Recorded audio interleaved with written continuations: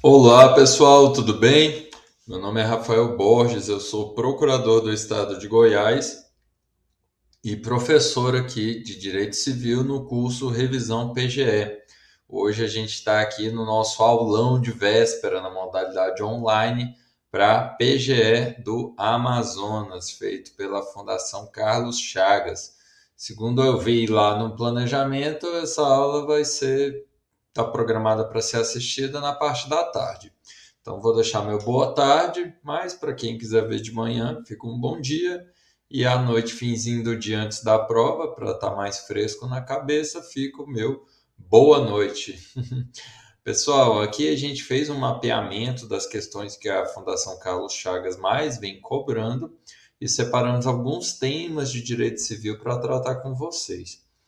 Para quem já me conhece, sabe que eu sempre faço o mesmo alerta em todo o aulão, em todo o curso extensivo, em tudo que a gente faz.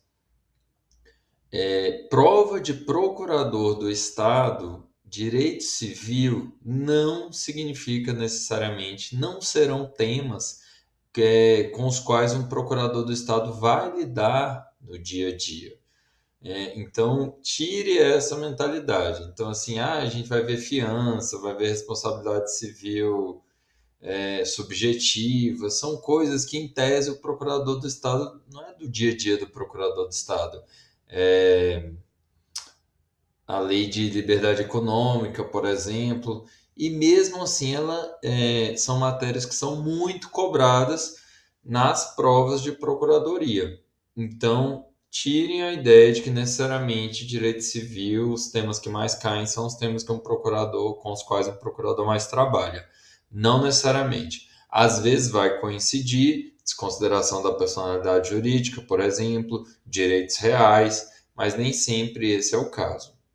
LNDB cai demais e algumas partes a gente também não lida, na Procuradoria a gente lida com a parte pública da LNDB, mas enfim, divago.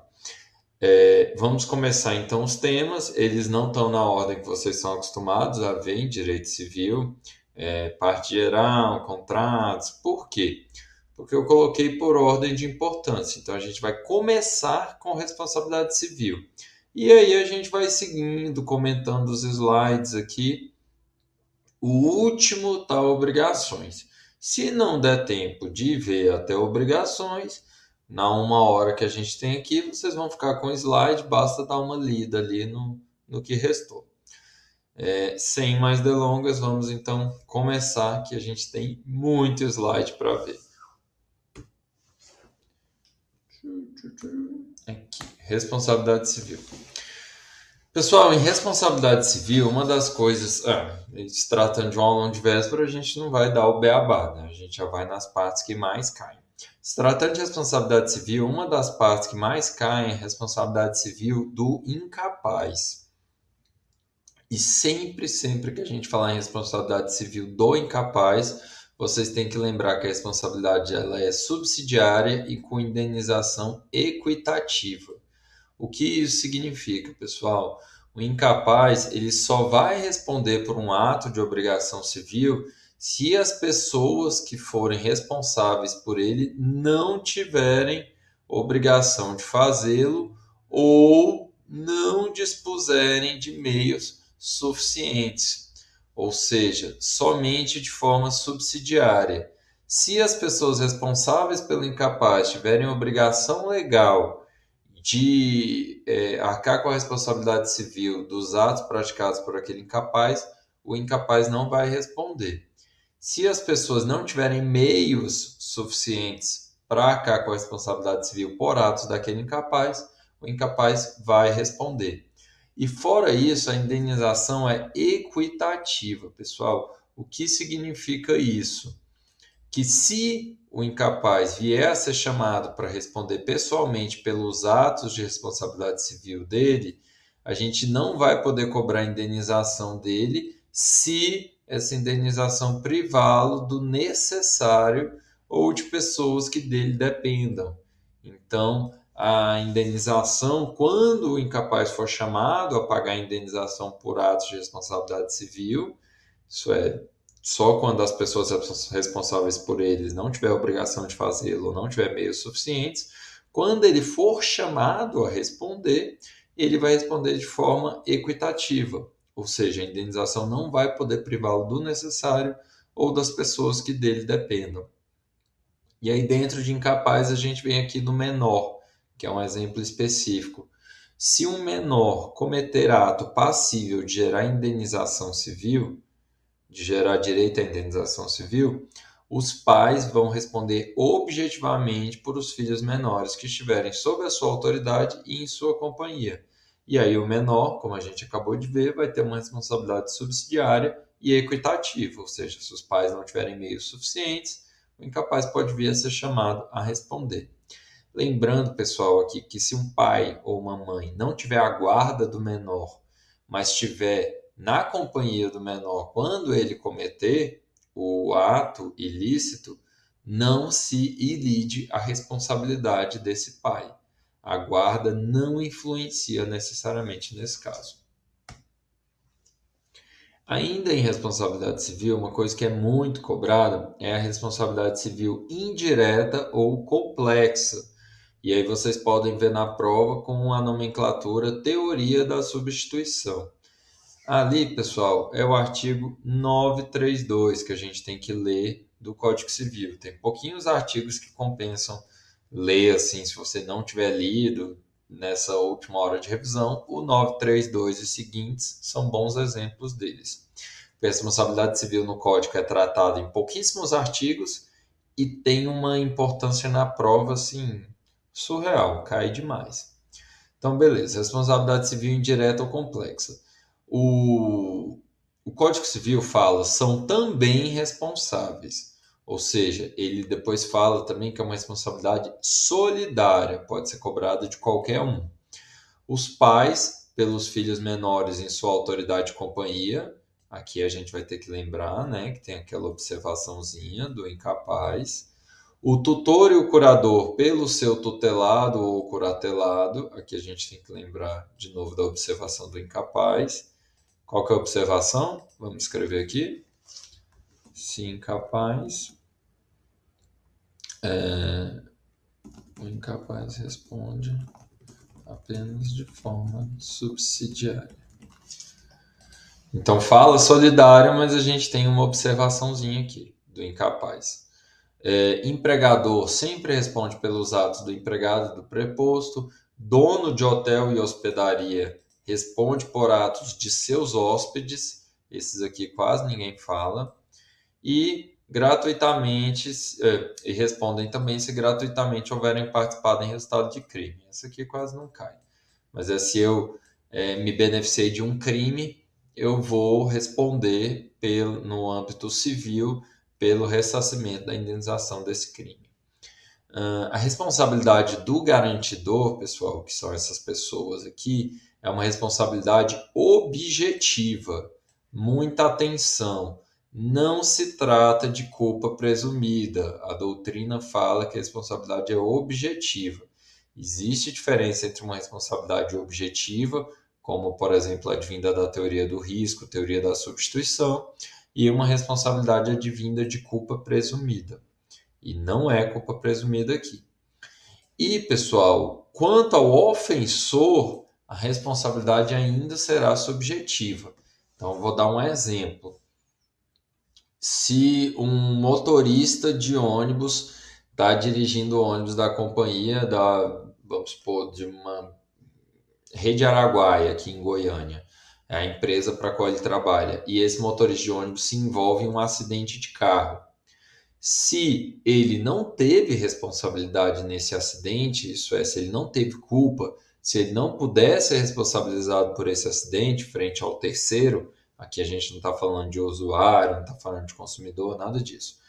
Se ele não puder ser responsabilizado por um acidente frente ao terceiro, você não vai poder cobrar o empregador dele também. Ou seja, para cobrar o garantidor, você precisa primeiro comprovar a culpa do ofensor. O ofensor teve culpa, aí o garantidor responde objetivamente, conjuntamente com o ofensor. Se o ofensor não teve culpa, aí o garantidor também não vai ter, por conseguinte, responsabilidade civil neste caso.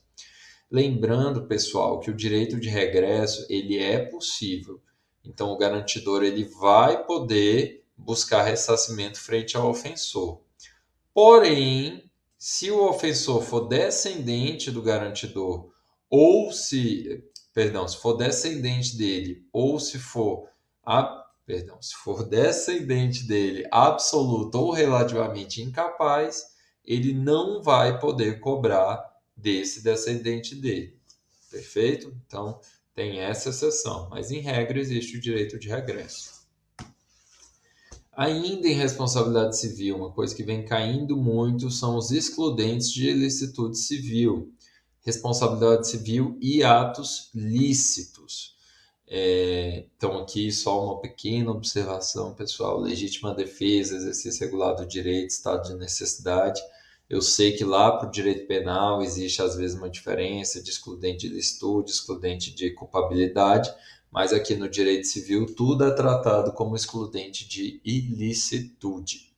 E aí, a primeira frase para a qual eu quero que vocês se atentem: a responsabilidade civil pode decorrer de atos lícitos, ou seja, um ato não precisa ser necessariamente ilícito para gerar indenização civil, de responsabilidade civil.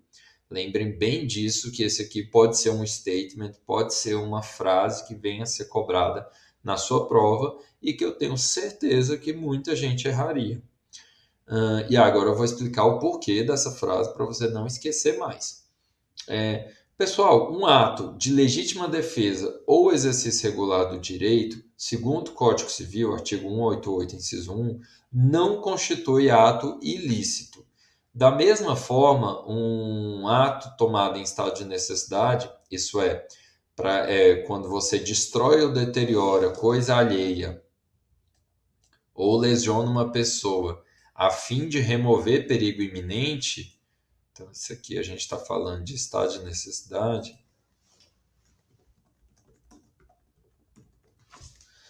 não existe um ilícito civil aqui. Então, nesses dois casos, vão se tratar de atos lícitos. Porém, mesmo sendo atos lícitos, a pessoa que cometeu esse ato pode vir a responder por esse ato. Então, a pessoa lesada, pessoal, ela vai ter direito à indenização, se ela não foi a culpada do prejuízo.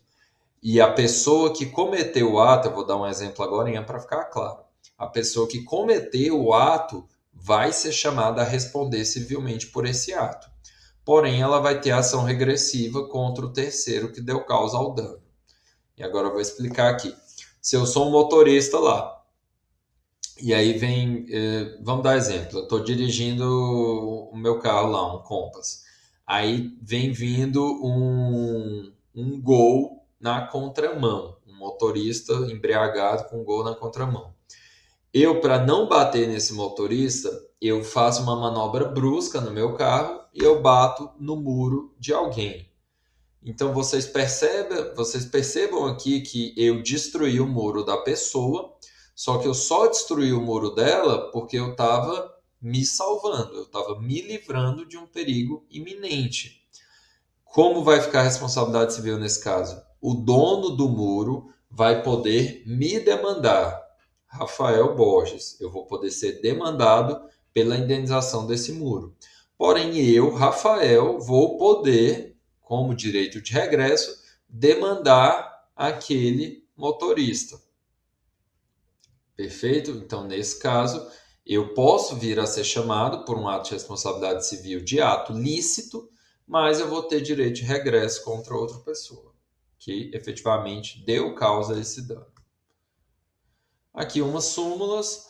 No transporte desinteressado, de simples cortesia, o transportador só é civilmente responsável por danos causados ao transportado quando incorrer em dolo ou culpa grave, porque a gente sabe que transporte e usuário é responsabilidade objetiva, em razão da natureza de gravidade do risco. Isso é mais direito administrativo, concessão de serviço público e direito consumidor, mas enfim. Ressalvada a hipótese de efetivo agravamento do risco, a seguradora não se exime do dever de indenizar em razão da mera transferência do veículo sem a sua prévia comunicação. Essa é outra súmulazinha que às vezes cai. Beleza? Vamos lá que a gente deu um quarto aqui da aula e a gente terminou responsabilidade civil. Agora a gente vai para alguns temas de contratos. Contratos, pessoal, a gente tem que lembrar primeiro da Lei de Liberdade Econômica, que vem caindo muito em provas de direito civil, de procuradorias. Qual foi a ratio dessa lei, pessoal? Ela modificou alguns artigos do Código Civil. Qual foi a ratio dessa lei, pessoal? Existia uma intervenção muito grande e sem critério algum do Poder Judiciário nos contratos civis. Eu não estou falando aqui de contrato de consumidor, eu não estou falando de contrato de adesão. Estou falando de contratos civis, contratos entre dois empresários, coisas do tipo. E quando você tem uma intromissão do judiciário muito grande em contratos civis, você aumenta o risco jurídico daquilo. O risco jurídico, como todo mundo sabe, sempre é convertido em risco econômico, ou seja, os contratos acabavam ficando mais caros de serem firmados e mantidos, e menos atrativo. Então, tentando resguardar isso, veio a Lei de Liberdade Econômica. Existem críticas quanto a ela severas. Se a gente parar aqui, a gente pode ficar um tempão discutindo. Porém, para a prova de concurso, é bom lembrar só porque ela existe, para você tentar lembrar um pouco melhor o que ela causa. Então vamos lá, pessoal. A Lei de Liberdade Econômica ela traz intervenção mínima dos contratos, que é o que eu falei, o judiciário agora não vai poder ficar se intrometendo em contratos para sempre, à torta e à direita. Presunção de paridade. Se tem um contrato civil entre duas pessoas, presume-se que há uma paridade entre essas pessoas. Limitação de revisão. Alocação de riscos pode se dar pelas próprias partes, porque são duas partes plenamente capazes, elas podem alocar o risco da forma que elas quiserem. Excepcionalidade da revisão contratual, que já falei. Pactuação de regras de interpretação, preenchimento de lacunas e integração podem ser diversas daquelas previstas em lei. Então, isso aqui vocês têm que lembrar bem. Interpretação, preenchimento de lacunas e integração em contratos civis, a partir do advento da Lei de Liberdade Econômica, elas podem ser diversas daquelas previstas em lei. Pessoal, aí aqui, muito cuidado. A Lei de Liberdade Econômica não se aplica a contratos de adesão. Então, esse artigo lá do Código Civil continua valendo. Ou seja, em contratos de adesão, cláusulas ambíguas ou contraditórias em contratos de adesão são interpretadas em favor do aderente. E cláusulas que implicam renúncia antecipada de direito, implicar, lembrando que é verbo transitivo direto, né? Vamos lembrar lá da aulinha de português, graças a Deus, alô, alô. Cláusula que implica renúncia antecipada de direito, ela é nula de pleno direito, se tratar de um contrato de adesão. Então, muito cuidado com isso, beleza? Desconsideração da personalidade jurídica. Eu coloco ele aqui já, porque a Lei de Liberdade Econômica influenciou um pouquinho isso aí. E cai demais a desconsideração da personalidade jurídica. Deixa eu dar uma pausa e beber uma água. Beleza, desconsideração da personalidade jurídica. Pessoal, o que a gente tem que saber da desconsideração da personalidade jurídica? Lembrando mais uma vez, pessoal, que aqui é a aula de véspera de revisão de direito civil. Eu não estou falando necessariamente de direito do consumidor. Às vezes eu falo uma coisa ou outra, mas a gente está falando de direito civil, contratos civis, código civil. Então, beleza, pessoal. Desconsideração da personalidade jurídica. A gente tem a teoria maior, que é aquela que exige um requisito específico para a desconsideração da personalidade jurídica. E a gente tem a teoria menor, que vai permitir a desconsideração da personalidade jurídica sempre que a personalidade jurídica for um óbice ao ressarcimento ao credor. Essa teoria menor, vocês veem que ela basicamente descaracteriza totalmente a proteção jurídica dada por uma pessoa jurídica. Mas, enfim. Onde que a gente usa a teoria menor, pessoal? Direito do trabalho, direito do consumidor e direito ambiental. Então, se você tiver uma empresa, muito cuidado nessas três searas do direito, porque eles podem vir a penhorar as suas finanças individuais. Se for relações de direito civil, a gente vai aplicar a teoria maior. Aí vai ser mais tranquilo, porque a gente vai ter requisitos específicos para a desconsideração da personalidade jurídica. Qual é esse requisito específico, pessoal? Vou falar no próximo slide. Vamos aqui. Não gostei disso aqui. Eu vou no próximo e vou voltar. Vamos lá. No próximo slide aqui. Para a teoria maior, a gente precisa de um requisito para permitir a desconsideração da personalidade jurídica. Qual é esse requisito? Abuso de personalidade. Abuso de personalidade, então, é gênero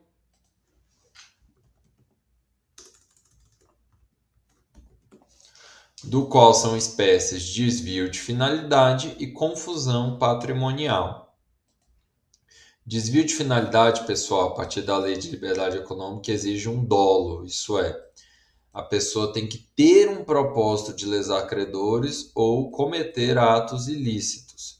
Essa aqui é uma aplicação da teoria maior subjetiva, ou seja, se eu estou usando uma pessoa jurídica para lavar dinheiro, por exemplo, eu posso desconsiderar a personalidade jurídica daquela pessoa para buscar bens dos sócios, porque aquela empresa estava sendo usada para cometer atos ilícitos. Estava havendo desvio de finalidade. E confusão patrimonial é uma outra, então aqui é uma espécie. E confusão patrimonial é uma outra o quê? Espécie de abuso de personalidade. Então aqui, a confusão patrimonial, pessoal, ela se dá quando ocorre uma transferência de ativos ou passivos sem contraprestação, exceto de valor proporcionalmente insignificante. Ocorre também quando o sócio cumpre reiteradamente obrigações da pessoa jurídica ou vice-versa. Ocorre aqui uma promiscuidade de fundos. Você não sabe mais muito bem o que é patrimônio da pessoa jurídica e o que é patrimônio do sócio.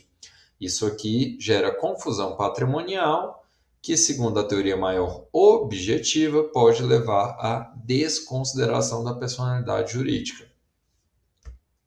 Pessoal, se cair lá na prova de vocês que a Microsoft, de final de ano, ela deu um computador para cada CEO, CFO, cada diretor de maior escalão dela.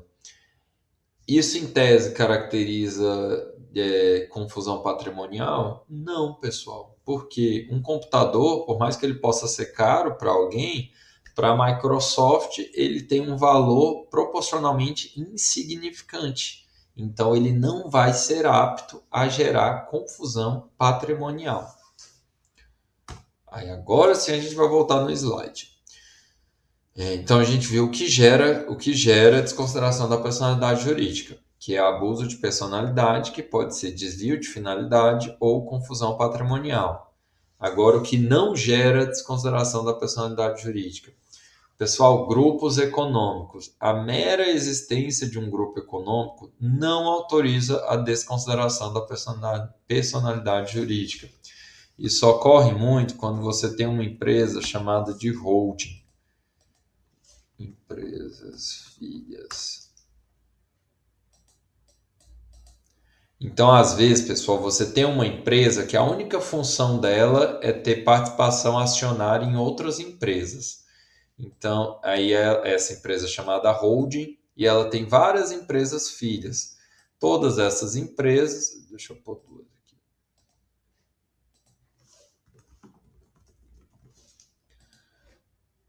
Todas essas empresas caracterizam um grupo econômico. O simples fato de haver um grupo econômico não permite, não autoriza a desconsideração da personalidade jurídica. Isso é, você não pode desconsiderar o patrimônio da empresa filha para ir atrás da empresa mãe, se não tiver havido aquelas outras hipóteses lá de desvio de finalidade ou confusão patrimonial. Isso é, a mera existência do grupo econômico não autoriza a desconsideração, precisa ainda daqueles outros requisitos. Expansão de atividade ou alteração de finalidade. Pessoal, mera expansão ou alteração de finalidade também não configura elemento para desconsideração da personalidade jurídica. Dissolução irregular não autoriza por si só desconsideração da personalidade jurídica. Pessoal, aqui muito cuidado, porque vocês tendem a confundir isso lá com direito tributário.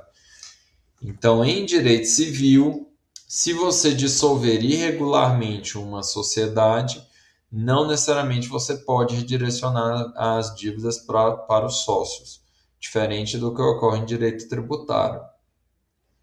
Lembrar, pessoal, que a desconsideração da personalidade jurídica não é de ofício, isso é, ela tem que ser requerida, porque ela trata de interesses patrimoniais. Porém, ela pode ocorrer a qualquer momento do processo. Aqui existe uma discussão quanto ao pré-questionamento, isso é, alegar desconsideração da personalidade jurídica em recursos extraordinários ou especiais, mas isso é uma outra questão que não cai muito na primeira fase. Lembrar que ela não é de ofício e que porque ela trata de interesses patrimoniais, mas ela pode ser alegada em qualquer momento do processo. Pode ser alegada na petição inicial, pode ser alegada como contestação, pode ser alegada de forma incidental, como petição interlocutória, etc. Pode ser alegada em recurso, etc, etc, etc. Exceção de contrato não cumprido. Eu quero que vocês lembrem que está expressa no Código Civil e se dá em contratos bilaterais, quando tem obrigações das duas partes, que é basicamente se uma parte não cumpriu o contrato, a outra não é obrigada a cumprir. E teoria do inadimplemento antecipado, que quando a gente desconfia que vai haver um inadimplemento, você pode recusar-se a cumprir o contrato até que a outra parte cumpra ou a outra parte preste garantia acerca daquele contrato. Ela também está expressa no Código Civil, vem logo lá depois de exceção do contrato não cumprido. Então, lembrar que as duas existem no Código Civil. Contrato preliminar. O que vocês têm que lembrar de contrato preliminar é que ele vai ter todos os requisitos essenciais do contrato principal, menos a forma. A gente tem contratos, a gente tem negócios jurídicos que têm forma essencial. Por exemplo, compra e venda de envolvendo direito de propriedade de imóvel acima de 30 salários mínimos. A gente precisa de um instrumento público ou instrumento com força por lei de instrumento público. Então, se houver uma compra e venda de um imóvel acima de 30 salários mínimos sem a forma pública, esse contrato pode vir a ser considerado um contrato preliminar, que são aqueles contratos particulares, compromisso de compra e venda. É o exemplo mais clássico de contrato preliminar que você vai achar. Ele tem todos os requisitos de uma escritura pública, menos a forma. Lembrando que se não constar a cláusula de arrependimento, aí a outra parte pode estipular um prazo para cumprir. Se não cumprido, o juiz pode conferir natureza definitiva ao contrato e a outra parte também tem a opção de considerar desfeito o negócio e buscar perdas e danos.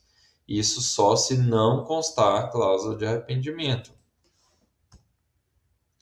Fiança. Aqui, contratos em espécie. Pessoal, a fiança, lembrar que uma fiança é uma garantia pessoal, que uma pessoa garante com seu patrimônio o pagamento da dívida de outra pessoa.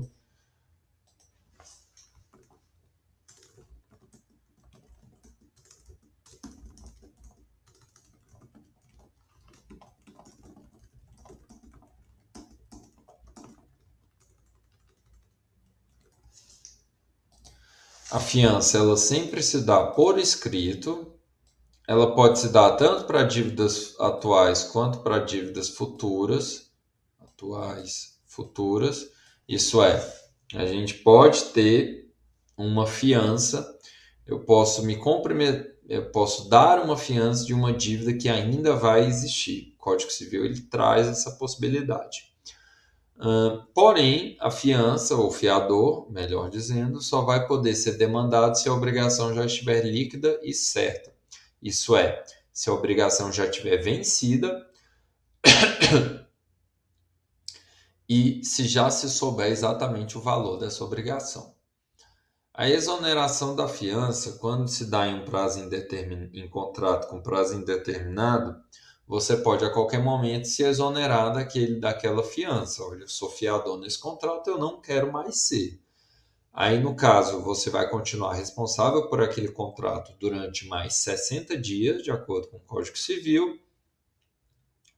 Porém, se você for fiador de um imóvel de locação residencial, comercial, você vai continuar obrigado por aquele contrato enquanto fiador durante 120 dias. Então, existem essa diferença de prazos na fiança normal e na fiança relativa à locação de bens imóveis, que é a lei do inquilinato. A fiança, pessoal, ela não depende do consentimento do devedor. Por quê? Porque a fiança ela busca resguardar o credor e não o devedor. A fiança busca resguardar os interesses do credor, não do devedor diretamente, né? Claro que indiretamente ele se beneficia. Então aqui, pessoal, o devedor não necessariamente precisa dar consentimento para que alguém afiance sua dívida. A fiança ela pode ser parcial e a obrigação de fiança ela passa aos herdeiros. Porém, como que ela vai passar? Vamos lá.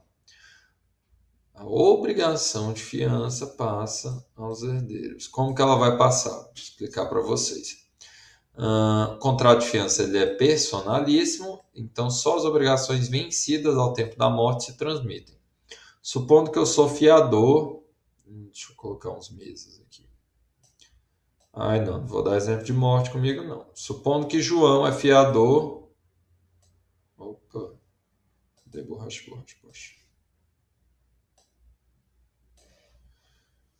João é fiador de Carlos.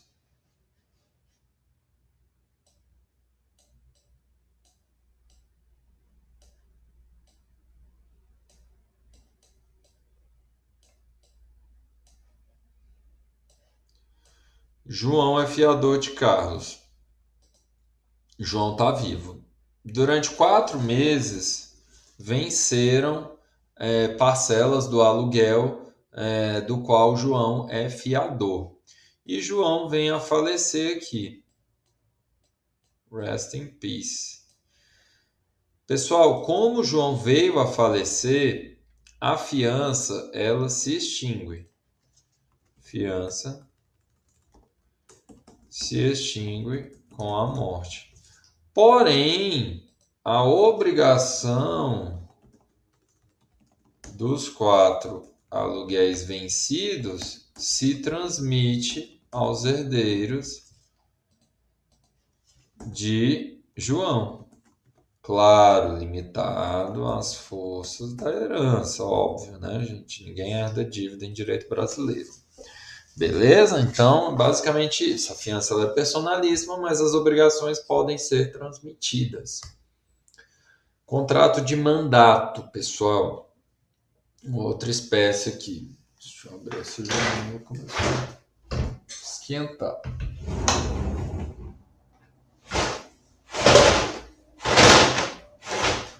Aí, ótimo. Pessoal, contrato de mandato. Ele pode ser expresso ou tácito e ele pode ser verbal ou escrito. Aqui a gente tem uma pequena discussão, porque o contrato de mandato ele pode se dar de forma verbal, mas a procuração que é um instrumento, que é um dos instrumentos desse contrato, sempre se dá de forma escrita. É só uma discussão meramente de definição, só para vocês terem na cabeça. Em primeira fase, geralmente, não é cobrado isso. Contrato de mandato, pessoal, ele vai sempre se presumir gratuito, exceto se for o ofício ou profissão do mandatário. E o que é um contrato de mandato, quando a gente pensa em contrato de mandato? Quando a gente pensa em contrato de mandato, a gente tem que pensar que a gente está com uma procuração da pessoa para exercer um negócio em nome da pessoa. Então, se o João fizer um contrato de mandato comigo e me outorgar uma procuração para vender a casa dele, eu vou estar vendendo aquela casa dele no nome dele, não necessariamente não no meu nome. Esse é um contrato de mandato. O contrato de mandato ele vai permitir o subestabelecimento se não tiver vedado expressamente naquele instrumento de procuração. Mesmo que a procuração seja pública, o subestabelecimento pode ser particular. Muito cuidado com isso aqui. Subestabelecimento pode ser particular, mesmo que a procuração seja pública. Rafael, e quando que eu vou ter necessidade de fazer uma procuração pública? Bem aqui, a forma do mandato vai ter sempre que obedecer à forma do negócio que será praticado. O que significa isso? Se João outorgar procuração para que eu venda sua casa, que vale mais de 30 salários mínimos, eu vou precisar de uma procuração pública. Escritura. Opa, perdão.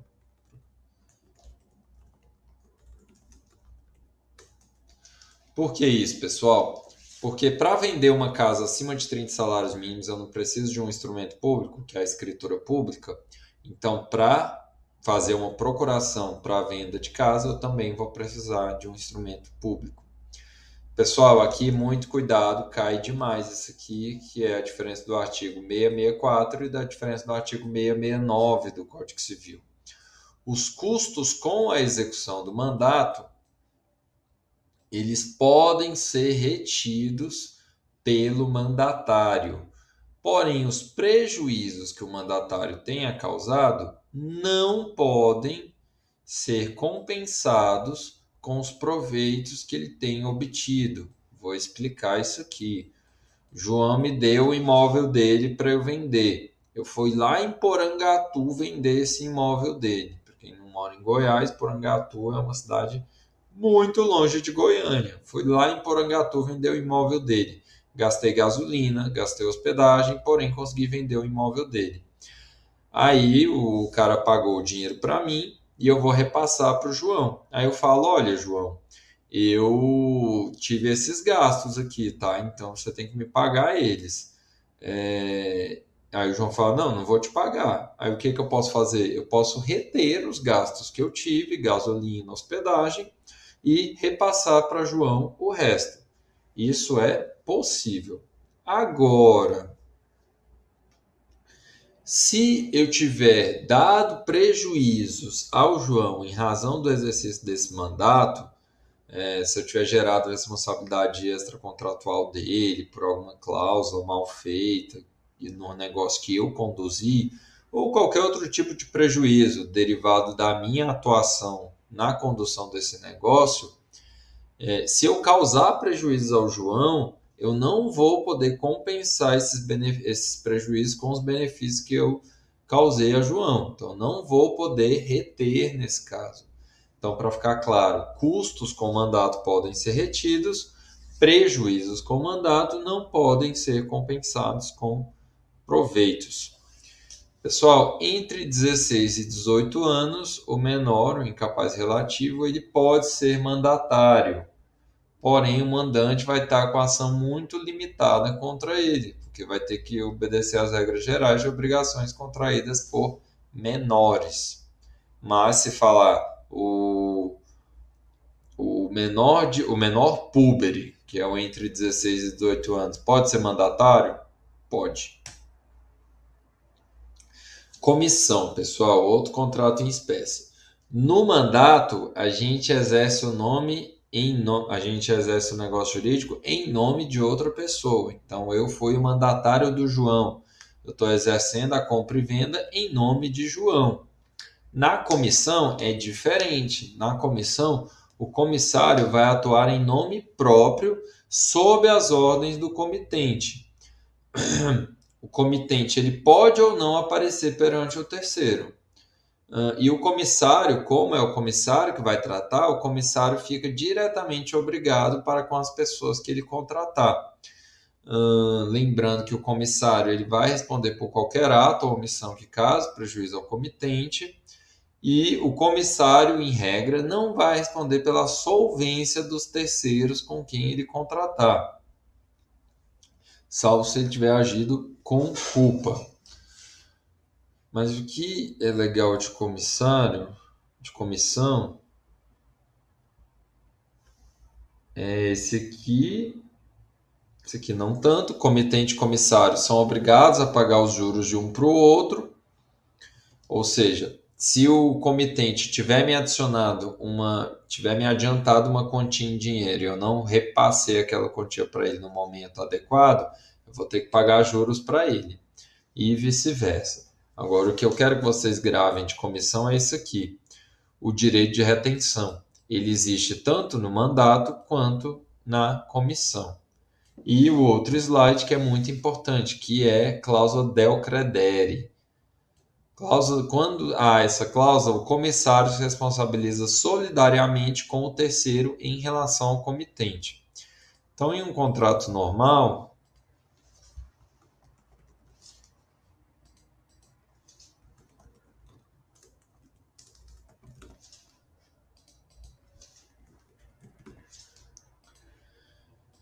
o comissário firma com o terceiro e o comitente vai poder cobrar só do terceiro as obrigações daquele contrato.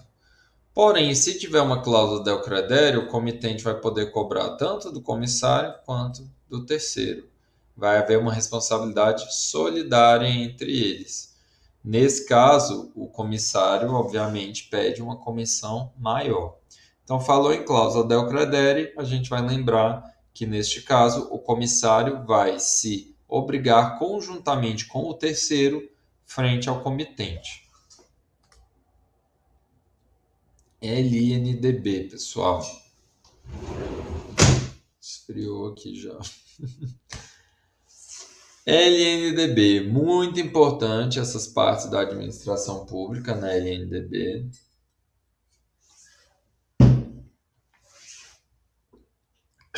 E ao final eu coloquei um quadrozinho para vocês, só de direito material e processual, que eu acho que também é muito importante, porque eu já vi caindo demais em prova. Deixa eu mudar meu quadradinho aqui. Ótimo. Pessoal, então como vocês sabem, a LNDB recentemente, talvez não tão recentemente, já tem vários anos, ela passou a disciplinar também relações de direito público. Antes ela disciplinava somente relações de direito privado. Na saudosa LIC, né? Lei de Introdução ao Código Civil. Aí passou a ser a Lei de Introdução às Normas do Direito Brasileiro, corretamente, obviamente, e depois passou a conter previsões também de direito público.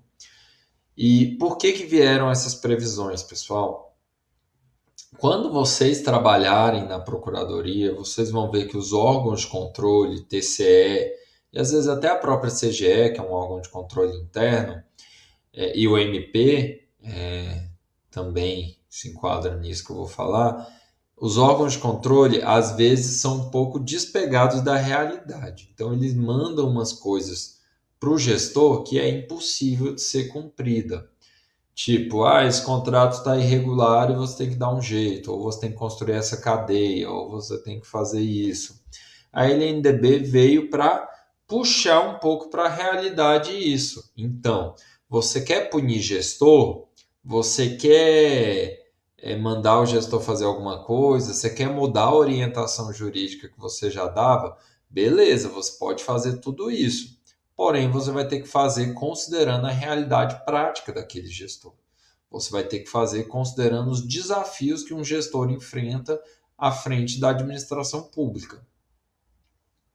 Então, aqui, o primeiro é uma proibição de decisão baseada em valores jurídicos abstratos nas esferas administrativa, controladora e judicial.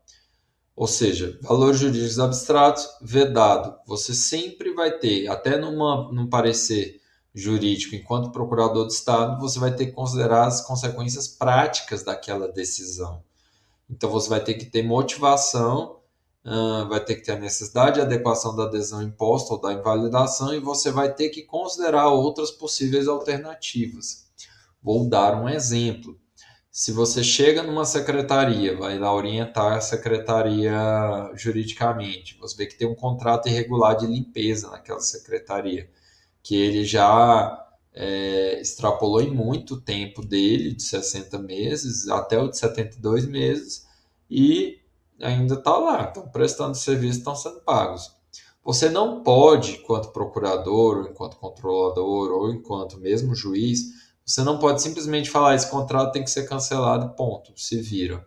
Você tem que falar, olha, você tem que rescindir esse contrato, só que você tem que fazer isso, uma dispensa emergencial, logo depois tem que fazer uma licitação também. Você só vai poder deixar de usar esse contrato quando você já tiver contratado um outro emergencialmente, isso sem prejuízo da sua licitação está correndo. Então, coisas do tipo, você vai ter que considerar os efeitos práticos daquela sua decisão. Você vai ter que apontar as alternativas possíveis. Então, você tem que necessariamente também, que é o artigo 21, indicar expressamente as consequências da invalidade do ato, contrato, ajuste. Ou seja, é obrigatório, a partir da LNDB, indicar as consequências jurídicas e administrativas daquela decisão, no caso de um órgão de controle, ou daquela orientação, no caso de um órgão de orientação. Quando possível, você também vai ter que indicar as condições para regularização daquela situação. Então, obrigatório é indicar as consequências jurídicas e administrativas daquela sua decisão. E quando possível, você vai indicar também as condições para regularizar aquilo. Tempus regis actum no âmbito administrativo, que é o artigo 24 da LNDB. A revisão de atos administrativos, eu posso até rever um entendimento que eu tive, uma súmula administrativa ou alguma coisa do tipo. Porém, se eu for analisar o comportamento de um gestor, isso é muito comum, o secretário já saiu da secretaria lá em 2018 e aí agora está terminando de julgar as contas dele. Você vai ter que considerar, pessoal, o que era vigente na época da atuação daquele gestor. Você não pode julgá-lo com o entendimento administrativo da data do julgamento. Você tem que julgar com o entendimento administrativo na data do ato. Isso aqui evita uma insegurança jurídica. Então, aqui, uma orientação posterior ela não pode ser usada para invalidar com efeitos ex tunc um ato já constituído. O artigo também traz aqui o conceito de orientações gerais. Pode cair na prova de vocês isso aqui. Destaque, pessoal, termo de ajustamento de conduta. Ele é tratado também agora pela LNDB e a gente tem que lembrar os principais aspectos dele.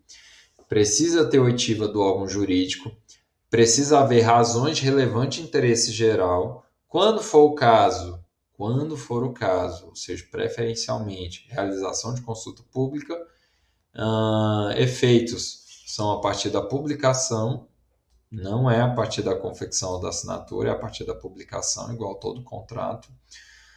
Independe de homologação judicial, pessoal, muito cuidado com isso. Que pode ser firmado diretamente entre o Estado, por exemplo, e o MP, não precisa necessariamente de uma homologação judicial. Porém, o TAC ele não concede desoneração permanente. Então, firmei um TAC com você, empresa ou Estado, que eu não vou te responsabilizar por um dano ambiental, desde que você se comprometa a reverter tudo de mal que você fez, etc, etc. Beleza, esse TAC vai valer. Se eu gerar danos ambientais no futuro depois, esse TAC me desonera? Óbvio que não, pessoal. Esse TAC ele vai servir para aquela situação específica para resolvê-la da melhor forma. Outro ponto da LNDB é que agora, expressamente, a responsabilidade do agente público ou do parecerista só existe em caso de dolo ou erro grosseiro. Opa! Dolo ou erro grosseiro. LNDB é a vigência de leis, agora aquela parte mais voltada a direito privado. Porém, lembre-se lá do meu alerta no começo da aula, cai muito em concurso público. LNDB é vigência de leis. Pessoal, salvo disposição em contrário, uma lei ela vai viger a partir da publicação dela. Você vai ter um vacatio legis de 45 dias, se for território nacional, e 3 meses se ela for válida em território internacional. Não é 90 dias. Muito cuidado, pessoal. Esse prazo do vacatio, isso aqui eu já vi caindo demais, isso aqui derruba, como o povo diz. Isso aqui derruba o povo, cara. Muito cuidado, pessoal. No vacatio legis, a gente conta o prazo do início e conta o prazo do final. Isso segundo a Lei Complementar 95. É diferente do CPC. Lembra lá do CPC que é intimado e você começa a contar do dia seguinte? Não. Aqui na lei você vai contar o prazo do início. O prazo que o dia que ela foi publicada já conta o primeiro dia desse vacatio legis. Correção de lei, pessoal. Se for uma correção de lei antes de ela entrar em vigor, eu vou contar o vacatio legis a partir dessa nova publicação. E se a lei já estiver em vigor e eu fizer uma correção, eu vou contar esse vacatio legis considerando como se fosse uma lei nova. Porque a lei já está publicada, já está em vigor. Vigência, pessoal. As leis no direito brasileiro, em regra, elas são perenes, ou seja, elas têm vigência até que outra lei expressamente declare a revogação dela. Caso outra lei venha a ser incompatível com essa lei anterior, ou se uma lei regular inteiramente matérias que tratava anterior. Então, aqui na LNDB, pela redação da LNDB, fala que a revogação de uma lei pode ser expressa ou tácita. Porém, a Lei Complementar 95 é muito clara no sentido de que as revogações de lei só podem se dar de forma expressa. Atenção, pessoal! Disposições gerais ou especiais a par das já existentes não revoga nem modifica. O que isso significa, pessoal? Pessoal, se tem lá tratando, vamos dar um exemplo, tem contrato de fiança. Aí vem uma nova lei trazendo novas disposições sobre contrato de fiança. Aquelas disposições antigas estão revogadas? Claro que não. Só vai existir novas disposições a par das já existentes. Isso aqui também, dependendo do jeito que eles elaboram, muita gente cai, viu?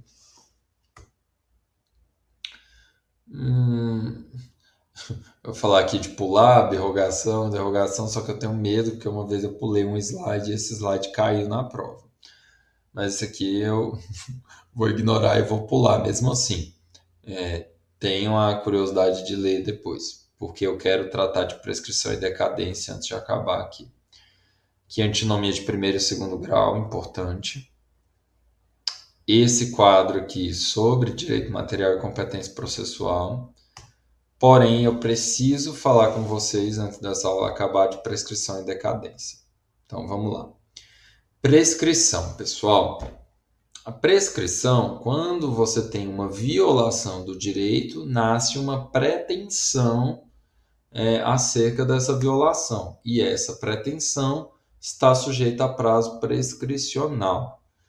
O prazo prescricional, pessoal, e vamos agora nas minúcias de prescrição e decadência. O prazo prescricional, pessoal, não pode ser alterado por acordo entre as partes. Então, essa é a primeira coisa de prescrição.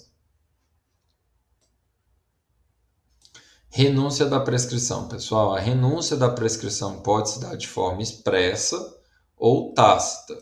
Vou explicar para vocês agora em uma renúncia tácita. Porém, a renúncia da prescrição só vale após a consumação e desde que não cause prejuízo a terceiros. Então, vou dar um exemplo de renúncia de prescrição tácita. Supondo que eu devo ao meu amigo João R$3.000. E aí o João passaram vários anos, ele não me cobrou e aí prescreveu essa dívida. Ou seja, ele não pode mais me cobrar R$3.000 em juízo. A dívida, lá na minúcia da palavra, a dívida ela existe? Existe. Ela só não pode ser cobrada. Ela é uma dívida sem força jurídica, sem força vinculante. Ela é o que a gente chama de obrigação natural. Se eu, Rafael, de livre e espontânea vontade, chegar no João e falar, João, estou te pagando a dívida dos R$3.000. Vocês concordam comigo que eu estou renunciando tacitamente uma prescrição operada ao meu favor? Então, nesse caso, eu não vou poder depois, lembrei que a dívida estava prescrita, cobrado e pegado o João. Não posso. Se eu paguei, entende-se que eu renunciei à prescrição que havia sido operada ao meu favor. Suspensão da prescrição. A gente tem que lembrar as principais causas. Não corre prescrição, contra absolutamente incapaz. Não corre prescrição se pender condição suspensiva. Não corre prescrição se pender ação de evicção. Isso aqui é o que mais cai na prova. A interrupção da prescrição, ela ocorre com alguns atos, que a gente vai ver aqui no slide mais para frente, que reinicia o prazo. Mas aqui a gente vai ver mais para frente. Pessoal, aqui a prescrição ela pode ser reconhecida ex officio. Também vou falar disso aqui mais para frente. Pessoal, atenção, credores solidários. A suspensão de um credor da prescrição em relação a um credor solidário não vai aproveitar os demais, salvo se a obrigação for indivisível. Por quê, pessoal? Porque, em geral, as causas de suspensão de prescrição são estritamente pessoais. Então, só vai suspender a prescrição em relação àquele devedor, credor solidário específico. Porém, se tratar de interrupção, como são causas objetivas, vai aproveitar a todos os credores solidários.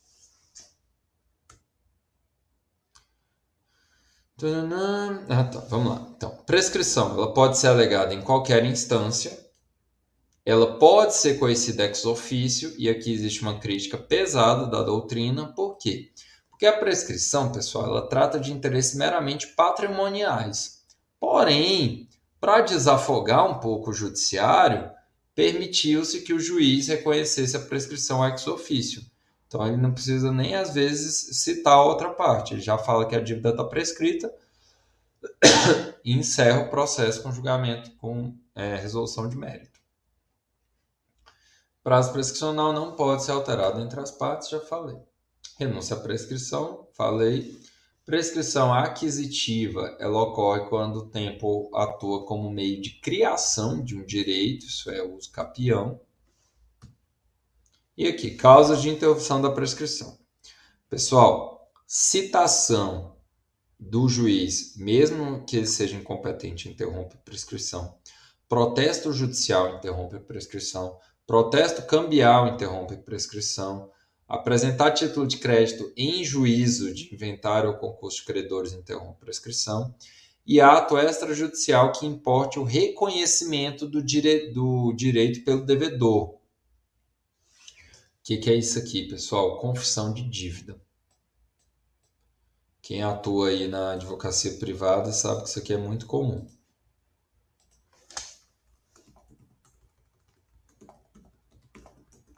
Quando a gente faz acordo, então, o acordo sempre começa com uma confissão de dívida. Por quê? Porque aqui o devedor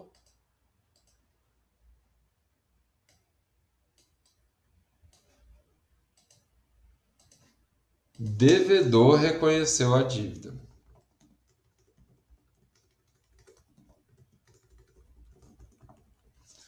Pessoal, muito cuidado. Notificação extrajudicial por si só, mesmo que seja via cartório, não interrompe a prescrição, porque o devedor receber notificação extrajudicial não significa que ele reconheceu a dívida. Beleza? Prazos prescricionais, responsabilidade civil é 3 anos, porém inadimplemento contratual é 10 anos. Julgado muito recente do STJ. Cuidado com isso. Decadência.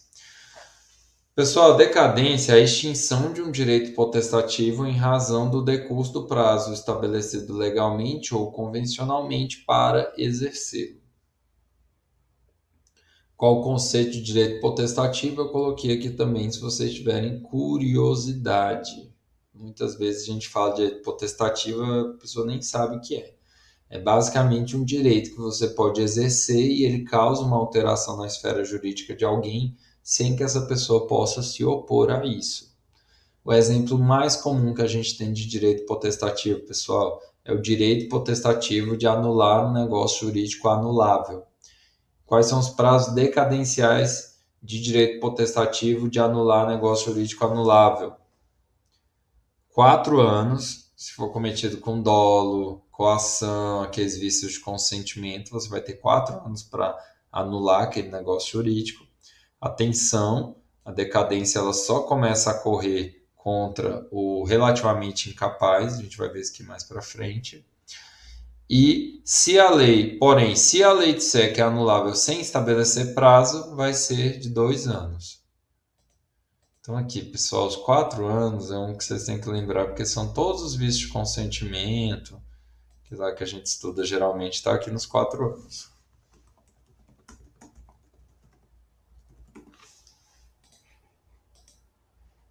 Suspensão, pessoal. Só existe suspensão de prazo decadencial em relação ao absolutamente incapaz, que é o menor impúbere. Por quê? Porque fala, salvo disposição legal, não se aplicam à decadência os prazos de suspensão e interrupção da prescrição. Não confundir com o termo acordo da decadência de negócio jurídico anulável praticado por relativamente incapaz, né? Que aí vai ser a partir da cessação da incapacidade. Isso aqui é só para vocês se atentarem em ler o artigo 178. Pessoal, não pode ser renunciado decadência operada por lei, ou seja, é nula a renúncia se for uma decadência operada por lei. Ou seja, se eu tenho um negócio jurídico e anulável e passou o prazo de anulação dele, por mais que eu seja prejudicado pela anulação desse negócio jurídico, eu não posso simplesmente renunciar a essa decadência. O negócio jurídico, neste caso, vai ter se estabilizado. A decadência, se ela for legal, ela pode ser conhecida de ofício, porém, se ela for convencional, não pode ser conhecida de ofício. Isso porque, pessoal, os prazos decadenciais, eles dizem respeito principalmente à estabilidade dos negócios jurídicos, que é uma matéria de ordem pública. Então, se eu tenho um negócio jurídico cometido com erro, dolo, coação, é um negócio jurídico anulável. Passado aquele prazo decadencial de anular o negócio jurídico anulável, ele se convalidou pelo tempo, se convaleceu. Então, ele passou a ser um negócio jurídico estável. Então, a decadência aí pode ser reconhecida de ofício. Muita atenção, pessoal. Negócio jurídico anulável não pode ser anulado de ofício. Porém, o prazo decadencial já transcorrido de anulação desse negócio jurídico pode ser reconhecido de ofício.